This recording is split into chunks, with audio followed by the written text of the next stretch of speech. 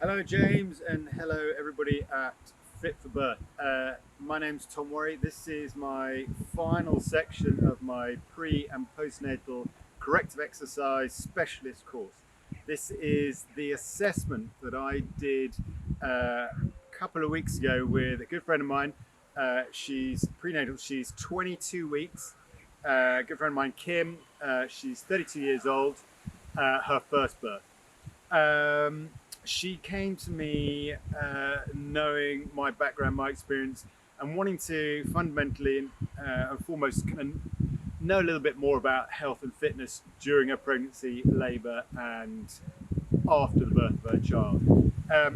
She's got a background of being pretty active, always done quite a bit with her husband, walking out on the bike, things like that, and always been pretty active. Swimming, she goes to the gym, spin classes, things like that, and always been pretty good with nutrition, diet, lifestyle wise. She's got a nice network of friends. They go out relatively regularly, but it's always been that nice balance. So actually, all in all, she's a pretty happy soul. She does work in office. She has a clerical job, so sitting down a lot of the day. She does have a bit of a history of back pain, lower back pain, kind of shoulder, neck aches, things like that. So we know the obvious links with where those could all come from. The assessment itself went really well, actually. Like I said, she's always been pretty active anyway, so her strength in the way she moves was pretty good. I'll obviously send you the assessment sheet with all the scores and comments as well. And the scores were relatively low purely because although, as I said, her movements were quite good, she didn't have much of that belly pump going on. There was movement in the belly, but majority of the movement was chest and shoulders. It was a sort of stuff she's done yoga before, so as soon as we mentioned it, she was aware of it. But as I said, the majority of movement was chest and shoulders. As I said, the assessment went really well. There wasn't, at the end of the assessment, I did look at potential of some coning or some separation. There wasn't anything that I would have been concerned about. Obviously, always worth keeping an eye out throughout pregnancy. The good thing is if she's at that stage now at 22 weeks and things are okay, she's in a very good position for us to try and maintain that and manage it so it doesn't get too much worse. The key aspects and recommendations that I had for her was first and foremost the breathing, everything that we've been through the pre and postnatal corrective exercise course. It's something that I've always been aware of through my training with clients, but actually never to that extent. So it's been a big learning curve for me as well. So first and foremost, bringing in that and learning to slow down. Actually, like so many people we meet who had a history of going to the gym and going in classes, a lot of it has been go, go, go. So actually teaching her just to come back a little bit, come back to the basics and foundations, and actually be comfortable slowing down a little bit, getting really comfortable with the position she's in, whatever she's doing. So first and foremost, breathing and just slowing down. Secondly, just looking at the way she moves. Like I said, she's got strength in the way she moves. She knows a squat, she knows a deadlift and all these kind of things. But looking at not necessarily just what she's doing, but how she's doing, the mechanics of it. Not just how she's bending, but where she's bending from. What are her knees doing? What are her feet doing? What's the posture of her upper body? What's her neck doing? So getting her comfortable being in those positions, and then obviously ultimately being able to bring those together with the breathing to then apply those to what she loves doing already now. So it becomes just autonomous movement, being able to marry the really good foundational movement and the way she moves, what it feels like to move well, with her great belly breathing. The concept she picked up really well. Belly breathing doesn't come straight off the bat for most people, but she picked up the principles quite well. But I have no doubt with practice and time, she will be able to bring those together.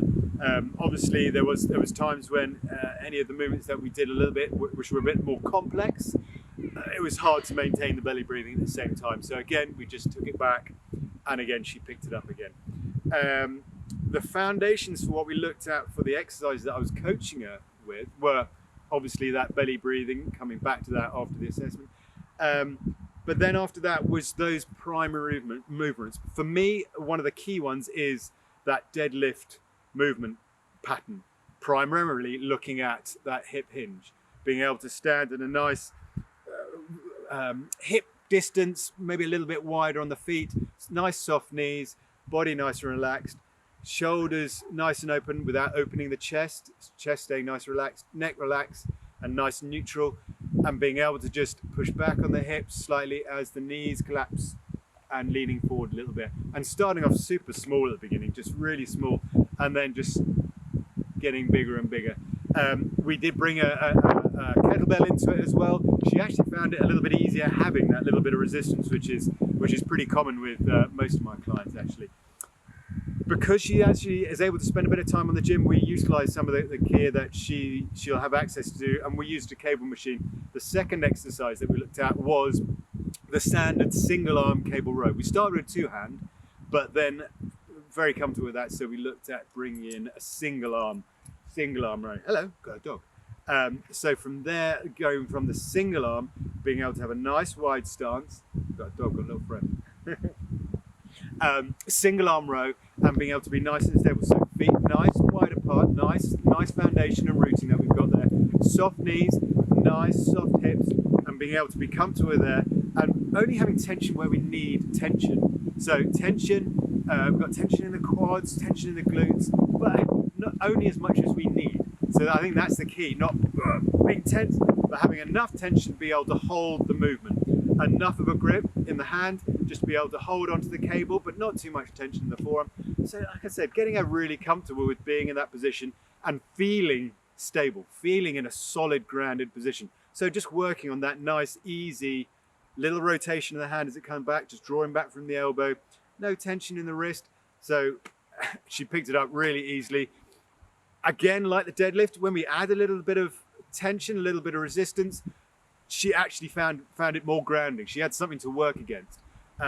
We could do strict ones, but also just getting into a little bit of shoulder girdle rotation, just a little bit, nice and grounded with the hips, no movement there, but you can be flowing movement. I'm a big fan of flowing free movement. So not being restricted up here, relax a little bit, get the movement.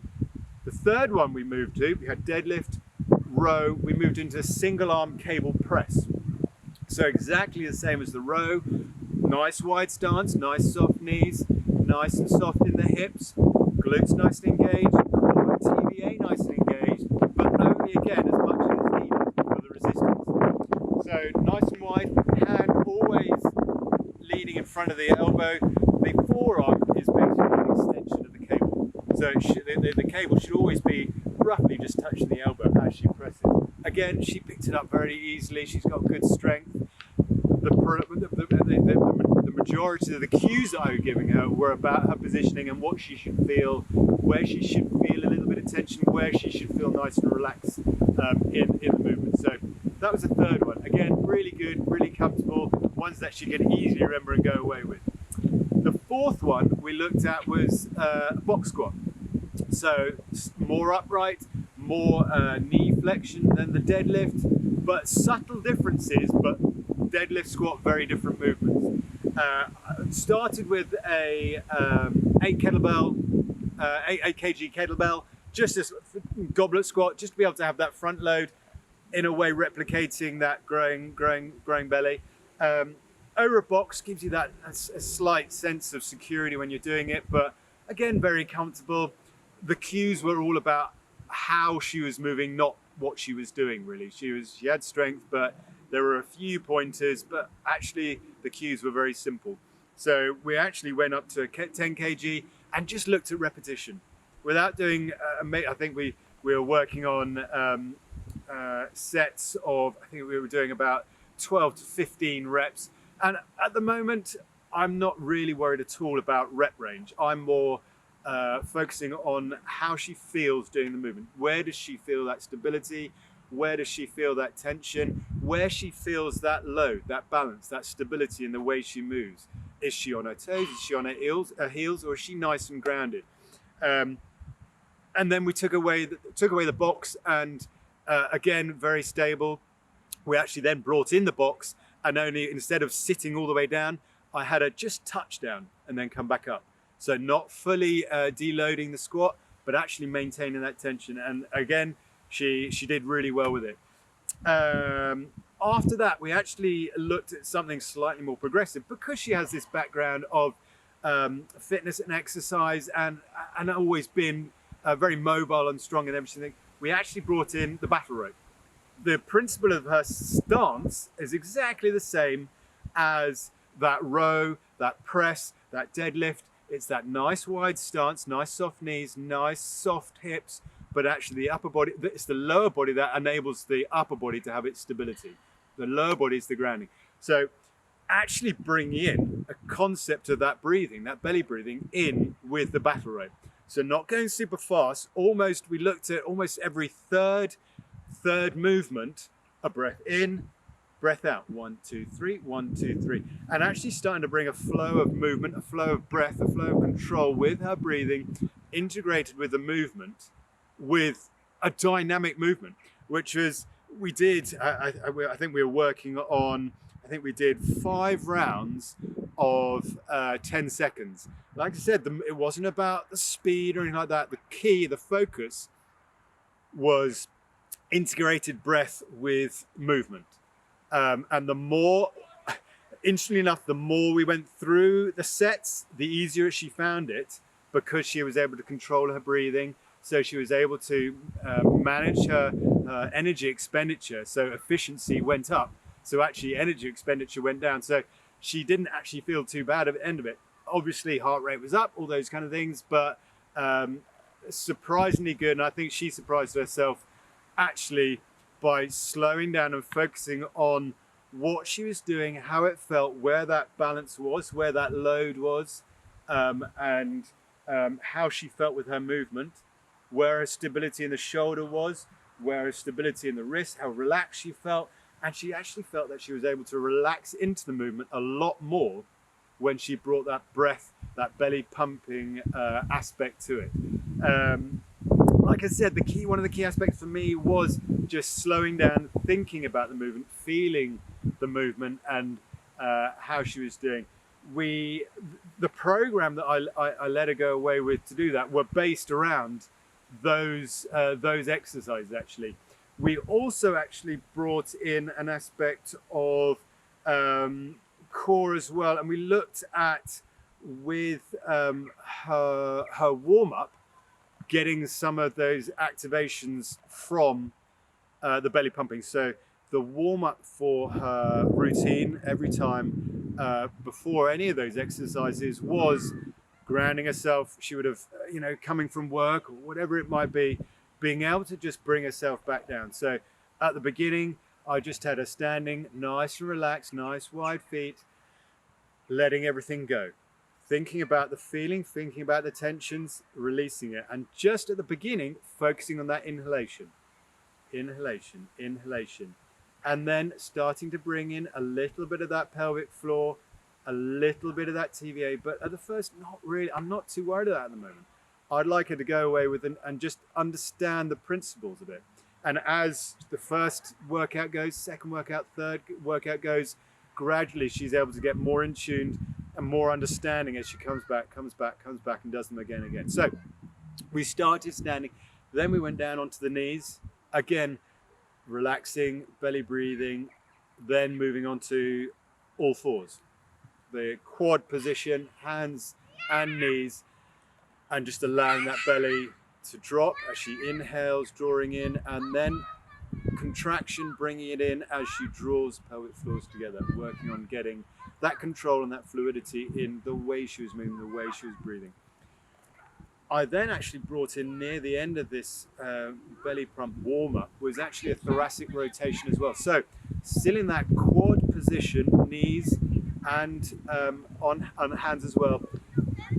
Fingertips on the side of the head and a little elbow dip and rise to the ceiling. Hips nice and stable, pelvis nice and stable, lower body nice and stable, but just a little bit of bringing that thoracic rotation in as she inhales, exhales, inhales, exhales. So similar to that battle rope, in a controlled manner and a very mindful way, being able to start bringing in that movement rather than just diving straight into the workout. Being able to, with that warm-up aspect of the belly breathing section, belly training, being able to bring that aspect of the belly pumping into that movement while she's still in that relaxation stage. It's a very peaceful, very relaxed, very comfortable, secure place to be on those hands and knees, and just opening up and getting it moving. As I said, then we moved into the section itself. So we looked at that deadlift, we looked at that cable row, we looked at that cable press, we looked at that squat. I just need to check my notes. Was there anything else I added? And then we had that battle rope. Another aspect that I had, and you probably noticed I haven't spoken about it, was the lunge. For me, primarily she was pretty fit, she's pretty active, so still had been fairly active through the start of her pregnancy. I've always preferred a reverse lunge than a forward lunge. So actually, in the coaching component of the assessment that I had with her, I got her just doing a step back, not a big one, but loading that front leg, getting her starting to think about that single leg deadlift style movement. So it's purely load the front one and then just touch the foot back. So it's not a step back, it's just loading the front one, get the balance on that front leg, the load and stability on that front leg, and just single leg deadlift, touch the leg back, come forward, touch the leg back, come forward. And actually through that assessment coaching stage, after the initial assessment, we got deeper and deeper until she was actually able to, through control on that front leg, with a stable, controlled reversed step, be able to come back in a nice controlled manner into that reverse lunge, doing 8 dips on that reverse lunge, then come back up and then go back down. But for me, it's kind of key being able to go back into that reverse lunge in a controlled, comfortable, stable manner, come back out of it and then back in. So that was one of the exercises as well. So we had, let me remember, we had the deadlift, we had the cable row, single arm cable row, single arm cable press, we had the box squat, goblet box squat. I actually, on that box squat, a progression was every time she stood up, she came up into a high knee and then back down, squat, high knee, back down. And I think we agreed that she'd do 5 on, rising on one leg, 5 rising on the other. So 10 in all, but coming into that single leg aspect as well. But nice and stable. It wasn't a hold or anything like that. It was just raising the knee to where she felt comfortable, almost to a horizontal knee, upper leg position, and then back down again. And then finishing with that, the battle rope. So an aspect of that cardio as well, but cardio with resistance. It's not just on the bike getting comfortable. It's actually something that she can dig into. She can feel that resistance. So in turn feels the need for that stability and where she feels it and where she shouldn't feel it. Releasing the shoulders, should feel nice and relaxed. We only need tension where it's required. Where it's not required, where you don't need it, let it go. And I think for leading into that later stages of pregnancy, the labor, if you don't need tension, let it go. You've got enough tension going on as it is. Where you need tension, you have it. Where you don't need it, let it go. Her whole aims for the training itself were to maintain what she has. She's been always very happy with her body weight, her body shape, her fitness, things like that. She did know, especially as we started doing the assessment, that her stability and her movement patterns, her foundation movements, needed work. And actually, the more we spoke about it, the more she saw how they were critical for her to being able to maintain and continue her fitness now during her pregnancy, but long after, way after the birth of her child, leaning on after. And after all, that's primarily what we're looking at, actually lifelong changes to the way we move, and applying these principles, these foundation principles to movement, to everything she does, not just in the gym, but so being able to have a single arm load, almost squatting down to pick up her child, or getting the keys off the floor or something like that. Being able to be comfortable with the way she moves, and doing it so much that it just becomes autonomous. So her aims were just to maintain her good movement, also thinking about that lower back pain and the shoulders, trying to find out what she can do about those, if there is anything to do about it. We know there is, to minimize it, especially as pregnancy goes through, and having an understanding of what changes she needs to make as her pregnancy progresses. She's working very closely with her midwife and her GP and things like this. But as we all know, there's so much that the birthing mum can do on their own, and take responsibility and accountability themselves, their own fitness and their own knowledge of what is going on in their body. She did so well, and no doubt when she comes back to me to redo the assessments, we will see some big changes. I will send all the necessary information to you, all the paperwork from the assessment and workouts that you need.